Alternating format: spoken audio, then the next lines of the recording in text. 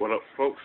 I'm back once again doing another video game review, and this time I'm reviewing WWE Raw 2, made by THQ, and it is a Xbox exclusive, and it's a sequel to WWE Raw, which wasn't like well received, like WWE Shut Your Mouth, and which is for the PS2, and WWE WrestleMania 18 for the GameCube. Now with WWE Raw 2, it has pretty much three modes: the exhibition mode, the season mode, and the creator wrestling mode. Now with the exhibition mode, you pretty much compete in different matches like one-on-one matches, tag team matches, handicap matches, stuff like that. And the match selection is pretty simple. It ain't hard to do. This like pick your match, pick the superstars, you go at it.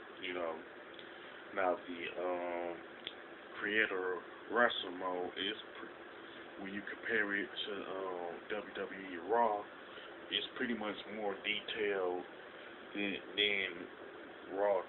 the first Raw game for Xbox, because you pretty much do have like more outfits, more moves to use, pyro, stuff like that. That's with the season mode, you pick your superstar and that you want, and you have the goal of either winning the WWE Championship or World Heavyweight Championship, and you have to retain it through the whole season. I do believe that you get like unlockables by winning one of those two championships. Once you win them and retain them, of course. Now, one thing about the season mode is you will have like 4 superstars that are your allies, and there's 4 that will be your rivals. Of the 4 superstars that your allies, the ones that are like number 1 and number 2 will be your tag team partner through the course of the season when you do have a tag team match. And the ones that are rivals, that's 1 and 2, they will be your opponents, quite possibly like tag team partners. It's been a while since I played. I forget if you're the ones that your rivals will be tag team partners, but you will face at least one of them now. Now the way the matches are set up is pretty much similar to the WWF's games that were like released on like Nintendo 64 and PlayStation 1, where there's 8 different matches that would show up, and the opponents and the matches that you're in is going to be like different from show to show, with the exceptions of King of the Ring and the Royal Rumble shows. And there is like a point system in the game, and the points you get is determined by the match type, and it's also determined by if the opponent that you beat is either a low card wrestler, a mid card wrestler, or a main eventer. And once you get up to a certain amount of points, you can compete for a specific championship, whether it be, say, like the World Tag Team titles on Raw, or it could be like the United States Championship or SmackDown. But if you gather enough points before the season ends, you will be able to compete for either the World Heavyweight title or the WWF Championship. And you have, of course, you have the opportunity to retain the championship. And there is yeah, there is the point where when your opponent comes, when your yeah, I'm getting tongue tied here. I don't know why, but during your opponent's entrance, you will have you're given an opportunity to jump your opponent before they enter into the ring. Now it is opportunity for you to be like a deal hole, whatever. Where if you're playing against like three other people, and one of them happened to be your opponent, you could do that to them also. Cause they'll complain where it kind of it is what it is, and once yeah, of course every superstar has that finisher, but it's connected to like the spirit gates that's on the up-head display.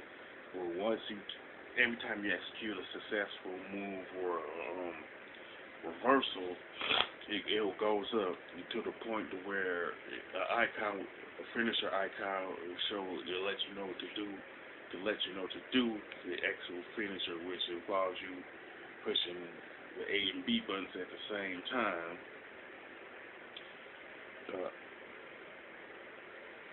And the